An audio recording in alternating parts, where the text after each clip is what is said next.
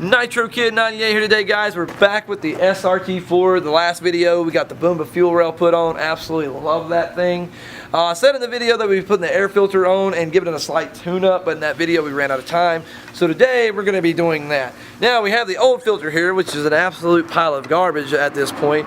As you can see, it's completely dinged up. It's just nasty looking too. Like, I'm pretty sure at one time the filter was white and now it is not. If I would dump this thing in a bucket of water, I'm pretty sure within 2 to 3 minutes it would just be black water. So we're going to take that and just do that right there with it. Get rid of that. I have this little janky, just cheap air filter to get me by for right now. I think I'm eventually going to go with like an AEM or something like that, but I got this thing for like 10 bucks. It's not a bad air filter, and being a turbocharged car, I know it's going to make air go through it either way. Either way, filtered air is better than non-filtered air, so we got filtered air. We're going to put this on. I chose red and black to basically complement all the colors that I put on it. And we're also going to be doing a small tune-up and putting spark plugs in the car. It's a pretty simple video, but I figured to make it a little more fun bringing you guys with me to go ahead and do all of it. And we're going to go ahead and start by installing the air filter first. Seeing as the other one's already removed, we're not going to be replacing it more or less because it's already off. Now, I want to go ahead and state before we replace this that you need to be an ASE certified mechanic to do this. You need to unhook your negative battery cable before you do this, and if you've never done, if you've never actually built an engine or done any kind of internal transmission work or anything like of that nature, you probably don't want to take this on because this is extremely hard. Like on the pain in the ass scale, this is every bit of a 10. So I'm just messing with you guys. Like literally, this is, anybody could do this. Like somebody that sits at a computer all day that's never worked on a car could probably do this job right here. It's simple. So we're going to go ahead and install it now. Sorry guys, I had to. Alright, so here we go. Pretty self-explanatory. We're just going to basically put the hose on there and clamp it down. I really like the way this goes with the snow camo. That's why I chose red and black. Like, I feel like it would just kind of work with everything. The blue, I'm not lying, the blue on the fuel rail, yeah, it's kind of throwing it off just a little bit. I had a feeling it would do that. I'm not going to go crazy on that. I don't want to go ham. I had a feeling it would do that, but I'm very happy with it. It's going to allow me to do what I want to in the future with it. There's more to just why I put that fuel rail on there. If you haven't seen it, I'm pretty sure I explain it in the fuel rail video. So go ahead and check that out real quick. But finish watching this video first and then watch that. Don't click out of this one just yet. I was going to put spark plugs in the car. So anyway, I'm going to go ahead and grab those because we already got the air filter on. Alright, now we're going to go ahead and change the spark plugs out. I'm going to take the old ones out. I'm going to keep them in order the whole time. In order to do this, you're going to need a 5/8 spark plug style socket. And what I mean by that is there's normally like a little rubber O-ring up in there, basically to catch the spark plug and pull it up. 90% of the time for me it never works, so I just use the spark plug wire. So we're going to go ahead and unplug all the spark plug wires. I would say keep track of them, but on these cars it's pretty hard to lose track of them and get them mixed up. So we'll go ahead and start with cylinder 1. Alright. Go ahead and break them all free actually. I think I'd let them do that first. Hopefully we don't find any no-foulers or anything in here. Checked it before, I don't think I think it's scary. Alright. Run it back out.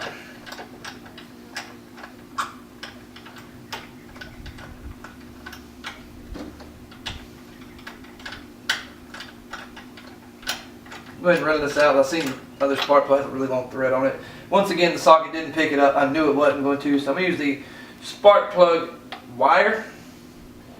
And spark plug actually doesn't look very bad. It doesn't look like the greatest spark plug in the world by no means, but it doesn't look horrible. So go ahead and run out number 2. What I'm going to do is I'm going to put them up here in the sequence that I pulled them out at.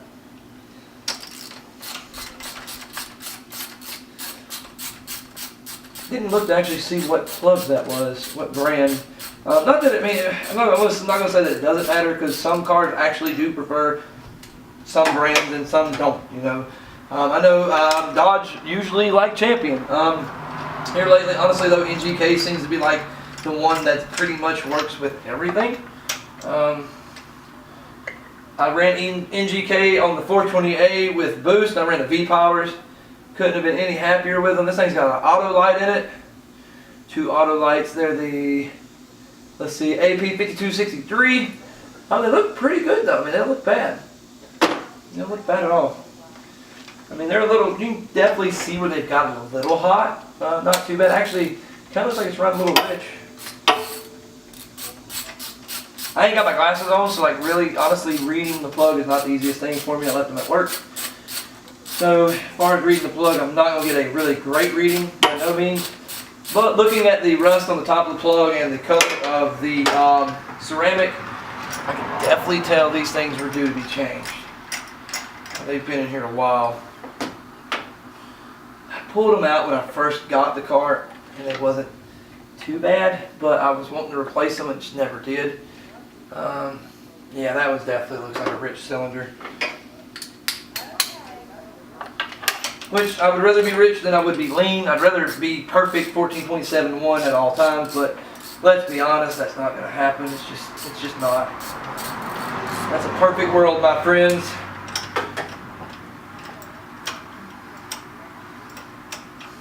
Right. Cylinder number 4. Oh, I didn't get it all the way done. Shame on me. Alright. Let's try that maneuver again.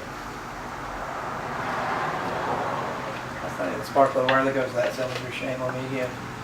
And they don't look bad. I mean, they're not perfect by no means, but they're not actually bad.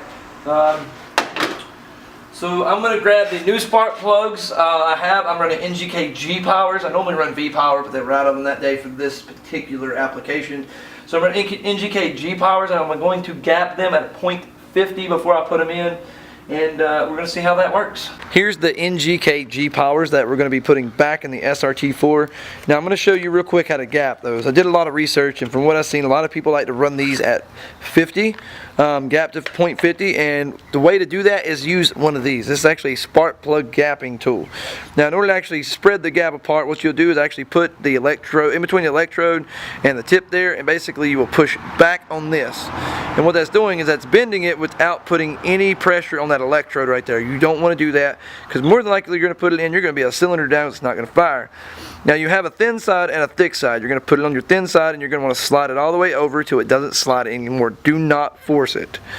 So we're sliding it over, and I'm thinking we're going to stop it right at, it looks like it's going to be like a 39 or 38, somewhere in there.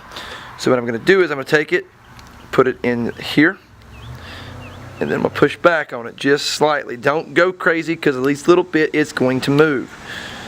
So we're going to slide it around here. I'm probably going to actually gap these at about 52. And there we are, we're gapped at 52. So that's how you gap the spark plug. I'm going to go ahead and put the rest of these drops in the cylinders. I dropped them one by one as I gapped them to 52. That's really, honestly, kind of an excessive gap, but we'll see how it works. I know a lot of people are gapping them to 50. I went a little over. So what you want to do anytime you put spark plugs in, never just start wrenching down. You want to start them by hand. You cross thread the cylinder head, you're going to have problems. So I always start them by hand.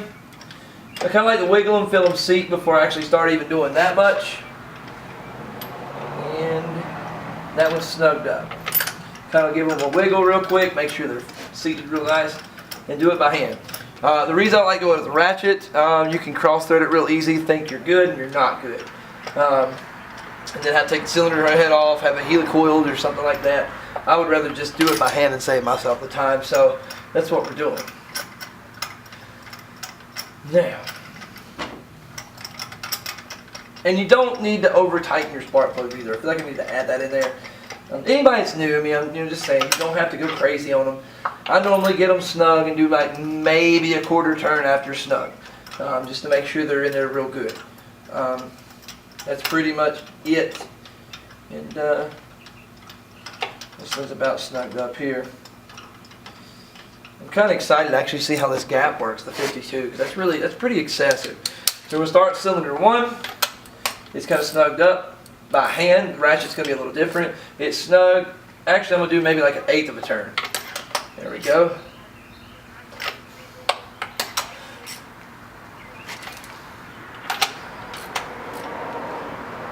There we go. So those are good. We're going to go ahead and put our wires back on. It's just trying to get me to mix them up. See that? So we're going to go ahead and put the wires back down in there. make sure they kind of, a lot of times they'll click on. That's what you want to hear. Some plug wires won't do it. You'll hear that little nice little, there we go. You heard it? And I'm going to fire it up and see how it likes that gap. You got to be a little careful in turbo cars because something that affects, like that might affect an NA not quite as bad on the turbo car is going to be a hell of a lot more obvious and going to cause you a hell of a lot more problems.